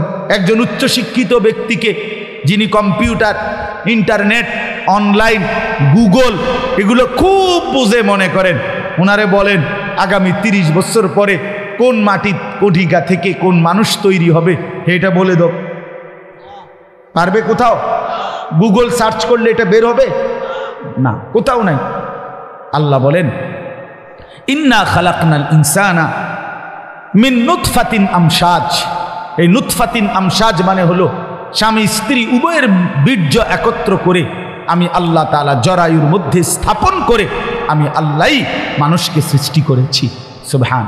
এখন প্রশ্ন হইল যে এই যে লম্বা সময় মাটি, খাবার, বীর্য, মায়ের জরায়ু, এরপরে 10 মাসের ধীরে ধীরে এই প্রসেসিং, আল্লাহ বলেন এতটা লম্বা সময় ধরে আমি আল্লাহ যে তোমারে ধীরে ধীরে বানাইলাম, এই পর্যন্ত আইনা মায়ের পেট থেকে পৃথিবীর বুকে আলো দেখাইলাম, কথা বলার শক্তি, হাত নাড়াইবার শক্তি, চিন্তা করবার শক্তি সব আমি দিলাম। তুমি কি একটা বারও ভাবলা না যে আল্লাহ এত দিন লাগাইয়া, এত সময় ব্যয় করে, এত সুন্দর যত্ন করে আপনি আমারে কেন বানাইলেন? এই আমার কথা শেষ, আর অল্প, এই 5টা মিনিট লাগবে না। বলেন এ কথা কি ভাবা উচিত ছিল না ভাই? কথা বলেন না, এ কথা ভাবা উচিত ছিল কি না বলেন? তো কেন ভাবলেন? ওই যে ওই অপদার্থ, এই বেটা অপদার্থ, তুই বেটা উঠে যা বেটা। আরে বেটা তোকে বলছি বেটা, এই গঞ্জিওয়ালা। আবারও সে পিছনে তাকায়, কি পরিমাণ অপদার্থ দেখছেন? মোবাইলটা নিয়ে যে তুমি বারবার ছবি উঠাও নিজে নিজে, পাগল। হ্যাঁ হ্যাঁ, না না, 2-1 জনের বোঝা উচিত যে এতটা বড় ব্যাককল। ভেবে দেখেন কারে বলে, কি গরুরে বলে না ছাগলরে বলে তাও জানে না। চল বেটা জিন্দিগি এভাবেই চালা। এই জন্য বললাম, আল্লাহ তাআলা বলে বান্দা তুমি কি একবারও ভাবলা না, তুমি কি একবারও জিজ্ঞেস করলা না যে আল্লাহ এত যত্ন করে, এত সুন্দর করে আপনি আমারে কেন বানাইলেন এত সময় লাগাইয়া? তো আল্লাহ তাআলা এই কথাটার উত্তর দিচ্ছে যে বান্দা যদি তোমার দিলে ভাবনা আসে যে আমারে আল্লাহ আপনি কেন বানাইলেন, তো আল্লাহ বলেন উত্তর দিচ্ছে কেন বানাইলাম শুনো।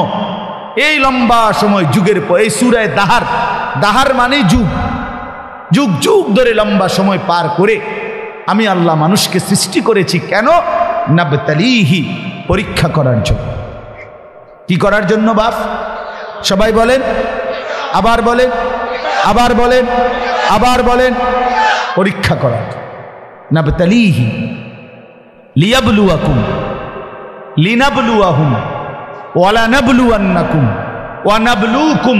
এই সবগুলো কোরআনের শব্দ, অর্থ হলো পরীক্ষা করার জন্য, পরীক্ষা করার জন্য, পরীক্ষা করার জন্য, পরীক্ষা করার জন্য।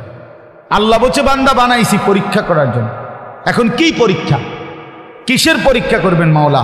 তো আল্লাহ বলেন তুমি জানো বান্দা শোনো, ঘটনাটা হইল এই, আমি তোমার এনে থাকতে দিতাম না, তুমি চাইলেও না, না চাইলেও না। সুখে থাকলেও তুমি এনে থাকতে পারত না দুনিয়ায়, দুঃখে থাকলেও তুমি এখানে থাকতে পারত না।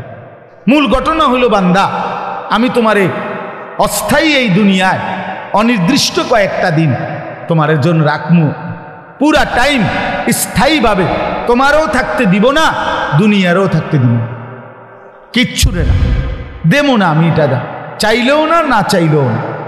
জীবনে হাসলেও তুমি মরে যাইবা, কাঁদলেও মরে যাইবা।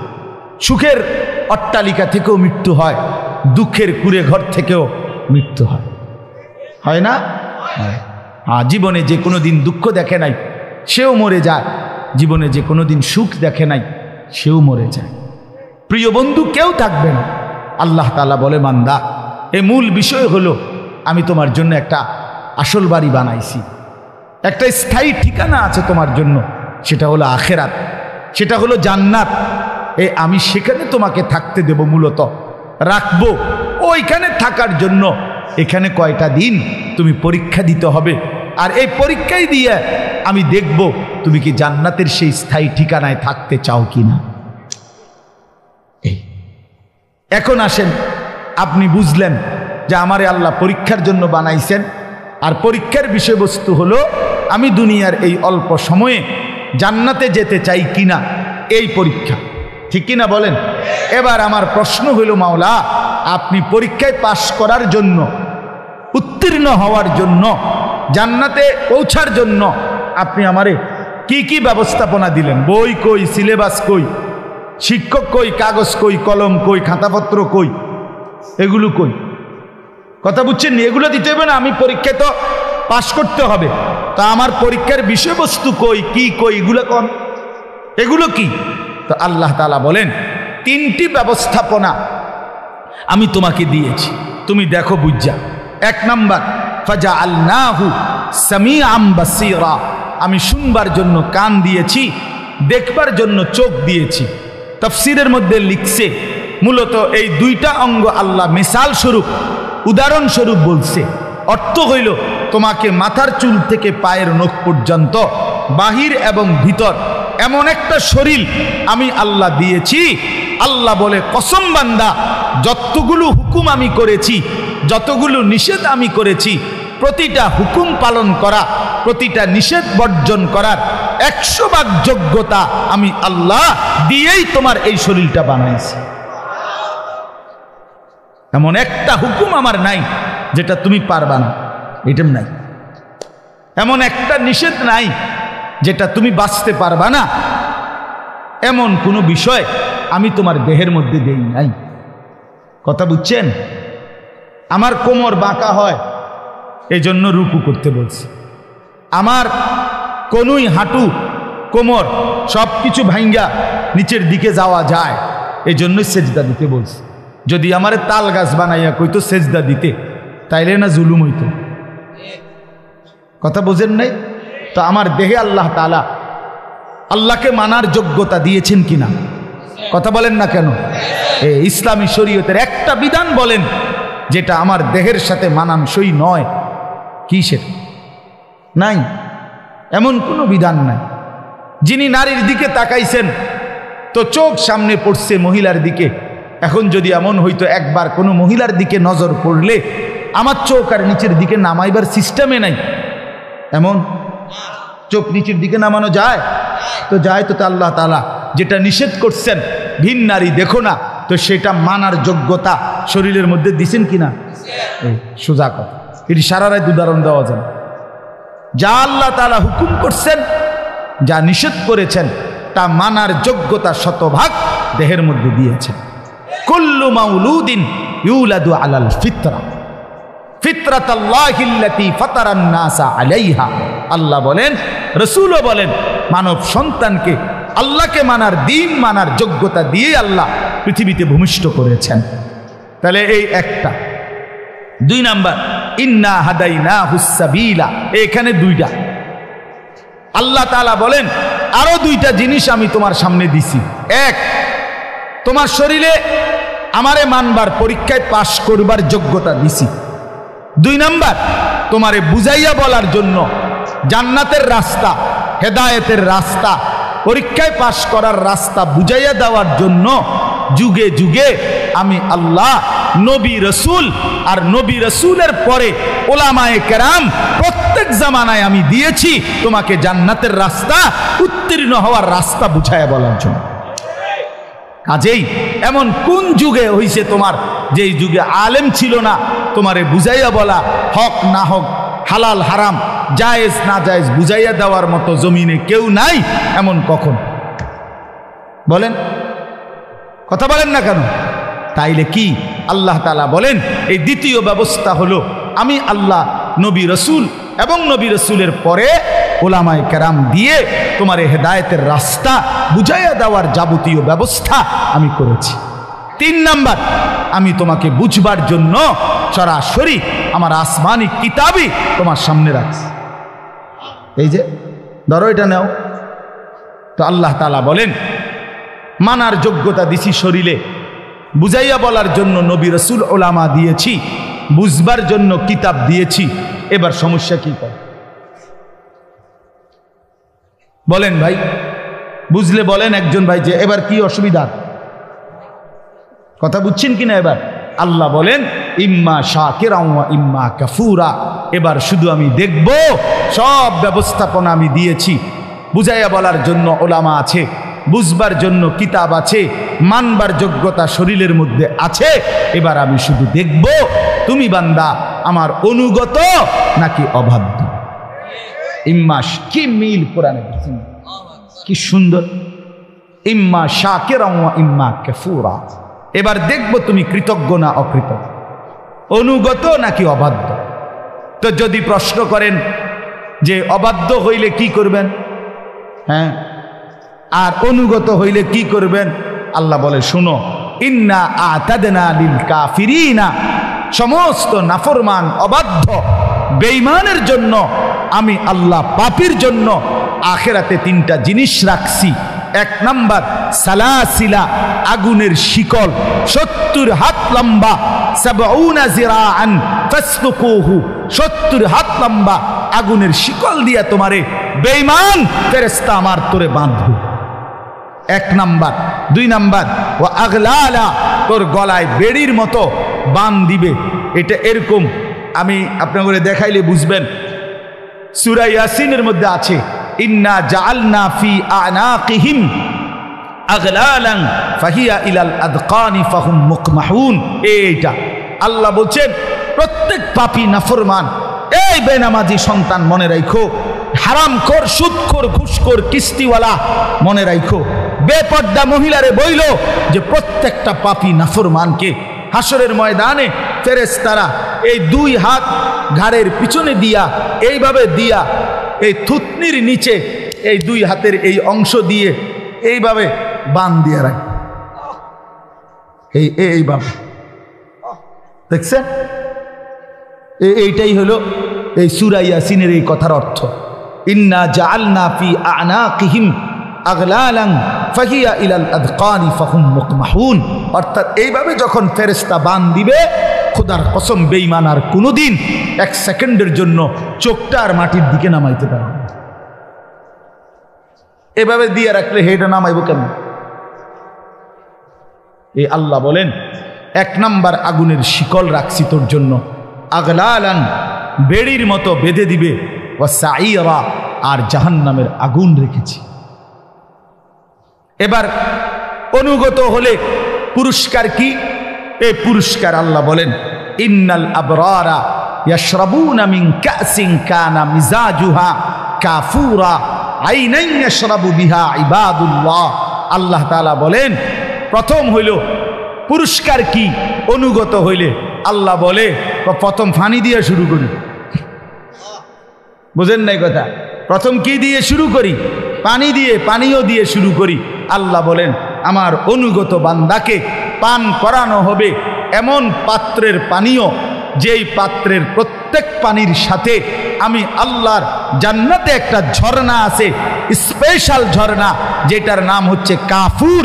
ওই কাফুর ঝর্ণা থেকে মিশ্রিত পানি মিশিয়ে আমার বান্দাকে প্রতি গ্লাস, প্রতি জগে পানীয় পান করানো হবে। ইউফাজ্জিরুনাহা তাফজীরা, আমার বান্দা নিজ হাতে সেই ঝর্ণার পানি প্রবাহিত করবে, ঢেউ খেলাবে আর আরামসে পানি পান করবে। আল্লাহ বলেন এই কাফুর মিশ্রিত সুগন্ধিময় ঝর্ণার পানি প্রতি গ্লাস, প্রতি জগের সাথে মিশিয়ে আমার বান্দাকে পান করানো হবে। আর তখনই বুঝবে বান্দা আমি জান্নাতের মধ্যে অসাধারণ পানীয়, অসাধারণ মেহমানদারি করব। কোরআন শরীফে আছে, এক কথাই বলি তাইলে সহজে বুঝবেন। আল্লাহ বলেন আমার জান্নাতি বান্দার মেহমানদারিটা কেমন হবে। আল্লাহ একটা অসাধারণ আয়াতে বলছে লাহুম মা ইয়াশাউনা ফিহা ওয়া লাদাইনা মাজিদ।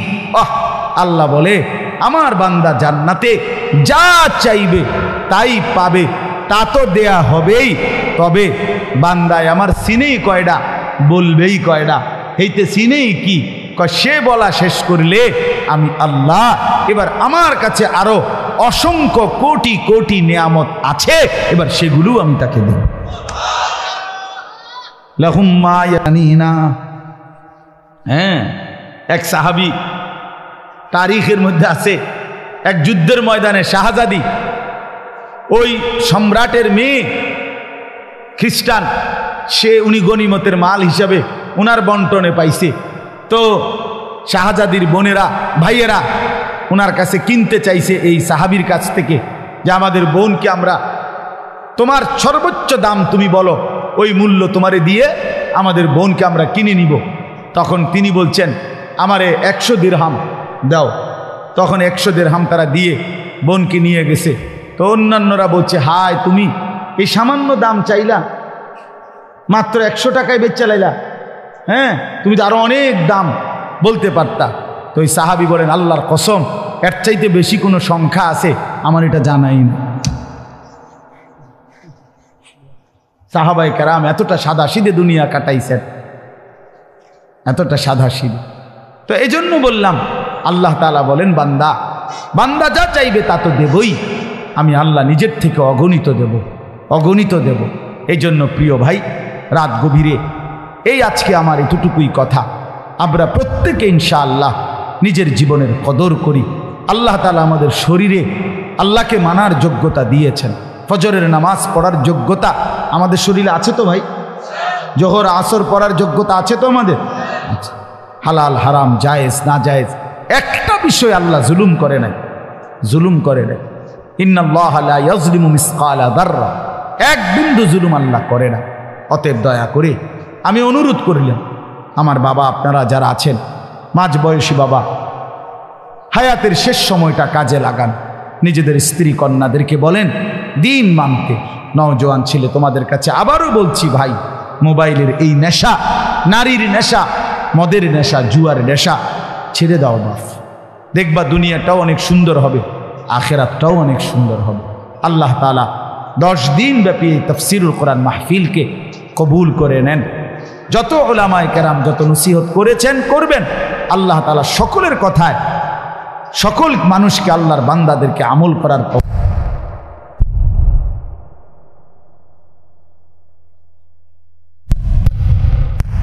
আলিয়া আল্লাহ তাআলা হযরতকে হায়াতে তৈয়বা আফিয়া দান করেন।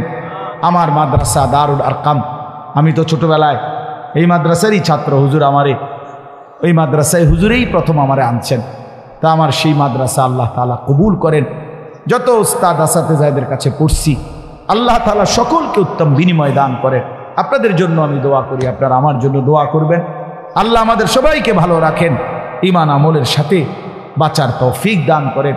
দোয়া করবেন বাপ, নিজেদের স্ত্রী ছেলে মেয়ে নাতি নাতনি আগামী জেনারেশন আমাদের, তারা যেন ঈমানের উপরে ইসলামের উপরে সেজদার উপরে জিন্দেগি কাটাইতে পারে।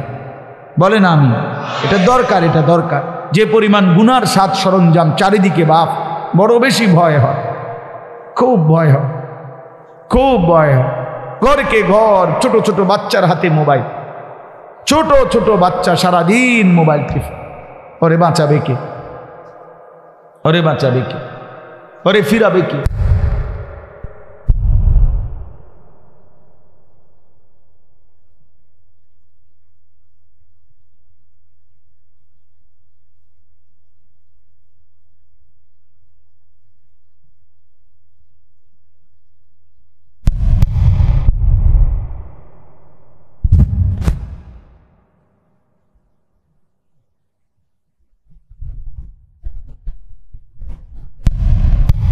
বলি আমার এই ছোট্ট মেয়ে যখন হাসি দেয়, আমার কাছে মনে হয় এই হাসির সামনে পৃথিবীর সব মানুষের বানানো সুন্দর তুচ্ছ। মালিকের দেওয়া এই মুখের হাসি, এই ছোট্ট বাচ্চার এটাই সবচেয়ে সুন্দর, আল্লাহর দেওয়া সুন্দর। তাহলে আমার সেই ছোট্ট সন্তান সে আগামী দিনে ঈমান ইসলামের উপরে, আল্লাহর দ্বীনের উপরে বেঁচে থাকুক, আল্লাহকে নিয়ে বেঁচে থাকুক, এটা আমার দিলের তামান্না, এটা আমার দিলের স্বপ্ন, এটা আমার দিলের স্বপ্ন। আল্লাহ তাআলা আমাদের সমস্ত ছেলেদেরকে বাঁচান, রহম করেন, আমিন। সুবহানাল্লাহি ওয়া বিহামদিহি। দোয়া আপনি করবেন। আলহামদুলিল্লাহ, আজকে আমাদের তফসিরের ষষ্ঠ দিন, আর মাত্র 4 দিন বাকি আছে। ইনশাআল্লাহ আমরা নিয়মিত চেষ্টা করে আসবো বাকি দিনগুলিতে। আপনার থেকে আমরা সাধ্য অনুযায়ী দান দক্ষিণা করবো। আজকে আমাদের বন্ধুদের কাছে যারা দোয়া চাইছে, আপনি যারা মেম্বার, ওনারা আপনার জন্য আপনার মর্যাদা দোয়া চাইছেন, আবু হাবিব তারা ফরমার জন্য দোয়া করেছেন, মরহুম সিদ্ধুল্লাহ সরকার উনি গুনার জন্য দোয়া করেছেন, নুরুল্লাহ সরকার নুরুল্লাহ দোয়া করেছেন, আরজুল্লাহ সরকার নুরুল্লাহ দোয়া করেছেন। أما بعد فأعوذ بالله من الشيطان الرجيم بسم الله الرحمن الرحيم هل أتى على الإنسان حين من الدهر لم يكن شيئا مذكورا إنا خلقنا الإنسان من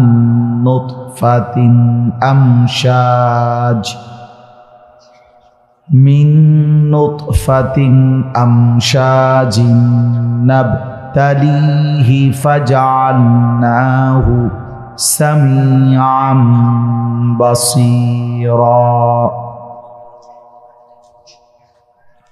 إنا هديناه السبيل إما شاكرا وإما كفورا إنا أعتدنا للكافرين سلاسل وأغلالا وسعيرا إن الأبرار يشربون من كأس كان مزاجها كافورا عينا يشرب بها عباد الله يفجرونها تفجيرا صدق الله مولانا العظيم وقال نبينا صلى الله عليه وسلم الكيس من دان نفسه وعمل لما بعد الموت والعاجز من أتبع نفسه هواها وتمنى على الله اللهم صل على محمد وعلى آل محمد كما صليت على إبراهيم وعلى آل إبراهيم إنك حميد مجيد اللهم بارك على محمد وعلى آل محمد كما باركت على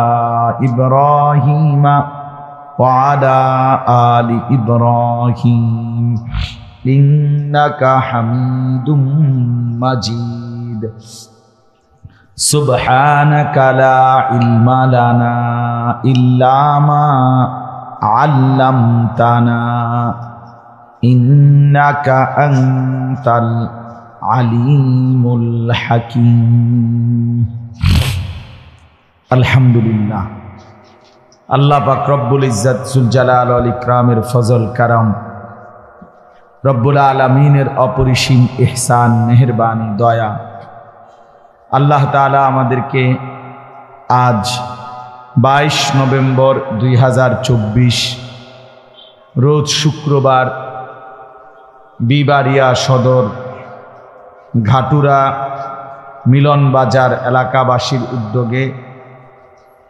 10 দিন ব্যাপী অর্থাৎ 17 নভেম্বর থেকে শুরু হওয়া এবং ইনশাআল্লাহ আগামী 26 নভেম্বর শেষ হবে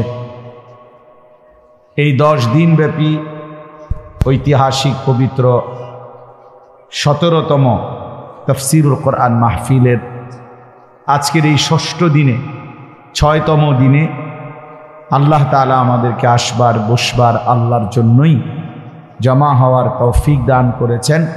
এই জন্য আমরা সকলেই বলি আলহামদুলিল্লাহ। সবার কাছে বিনীত অনুরোধ, বিশেষ করে যারা দাঁড়িয়ে আছেন, যদি সুযোগ হয়, যার যেটুকু সম্ভব হয়, বসলে ভালো। বসে শুনলে কোরআন এবং সুন্নাহর ইলম, এতে আদব রক্ষা হয়, বরকত হয়। এজন্য চেষ্টা করে দেখেন, যদি আপনাদের কাছেও আমার অনুরোধ, যারা ভিতরে বসছেন, আপনি যদি কষ্ট করেন, এই এক বিগত 1 ইঞ্চি জায়গাও যদি আপনি একটু আগায়া বসেন, আর এর দ্বারা যদি আপনার আরেকজন ভাই বসতে সুযোগ পায়, আপনি সওয়াব পাবেন। ওই ভাইয়ের পুরা নেকিটা আপনিও পাবেন। এই জন্য দয়া করে সবাই একটু এগিয়ে আসেন, অন্যদেরকে জায়গা করে দেন, বরকত হবে। অনেক ছেলে ভাই, নওজোয়ান, সবার কাছে অনুরোধ, কথা বলেন না, সবাই কথা বলে, তো ছুটি দেওয়া হয়েছে না যেন কথা বলবে। কথা বললে আগানের দরকার নেই, কথা বলবেন না। তাইলে আপনারা বাকিরা বসার চেষ্টা করেন। কোরআন শরীফে আছে, হযরত মুসা আলাইহিস সালামকে আল্লাহ তাআলা প্রথম যখন তুর পাহাড়ে কথা বলবেন, তখনই আল্লাহ তাআলা শুরুতে বলে নিছেন, ইন্নী আনা রব্বুক ফাখলা'না আলাইক, আমি তোমার রব, তুমি তোমার জুতা খুলে ফেলো। প্রশ্ন হলো কেন? তো আল্লাহ নিজেই বলছে, আনা আখতারতুকা, আমি তোমাকে নির্বাচিত করেছি, ফাসতামি' লিমা ইউহা, অতএব আমি যা এখন ওয়াহি করব, বলবো, তা তুমি মনোযোগ দিয়ে শোনো। তাহলে এতে করে বোঝা গেল আল্লাহর ওয়াহি, আল্লাহর কালাম, এই জুতা খুলে শোনা, এটা আদব। নাই তো মুসা আলাইহিস সালামকে জুতা খুলতে বললেন কেন? এবং তখন প্রচণ্ড ঠান্ডা ছিল। মুসা আলাইহিস সালাম ওনার স্ত্রী সহ এই ঠান্ডায় কাঁপতেছিলেন। ঠান্ডার থেকে একটু বাঁচার জন্য একটু আগুনের সন্ধানে আসছিলেন এই পাহাড়ের টিলায়। তাহলে ঠান্ডা ছিল প্রচণ্ড। তাহলে এরপরে সেখানে জুতা খোলার তো প্রশ্নই আসে না। উচিত তো আরো মোজা কম্বল গায়ে দেওয়া, কিন্তু আল্লাহ তাআলা বললেন জুতা খোলা।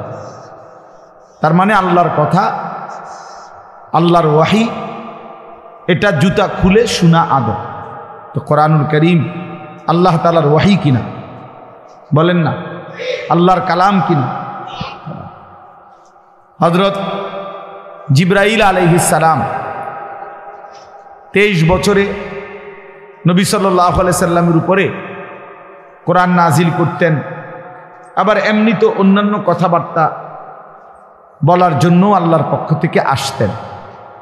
তো তিনি যখন মানুষের আকৃতিতে রাসূলুল্লাহ সাল্লাল্লাহু আলাইহি সাল্লামের সামনে আসতেন, কখনো অদৃশ্যভাবেই আসতেন, নবীজি সাল্লাল্লাহু আলাইহি সাল্লামের সাহাবীরা সেটা দেখতো না, কিন্তু কখনো কখনো জিবরাইল আলাইহিস সালাম মানুষের আকৃতিতেও আসতেন। তখন এসে কথা বলার জন্য আল্লাহর নবী সাল্লাল্লাহু আলাইহি সাল্লামের সামনে বিনয়ের সাথে বসতেন। আগে বসতেন, এরপরে বলতেন। এবং বসাটাও এতটা ছিল যে হাদিসে জিবরাইলের মধ্যে আছে, একদম নবী সাল্লাল্লাহু আলাইহি সাল্লামের মুখোমুখি বরাবর হয়ে বসতেন। ফলে নবীজির হাঁটু বরাবর হাঁটু, নবীজির বুক বরাবর বুক, চোখ বরাবর চোখ, এত মনোযোগী হতো। এই জন্য এইটাও একটা আদব যে আল্লাহর কথা বসে শুনতে হয়। কোরআন সুন্নাহর ইলমের জন্য আদব জরুরি।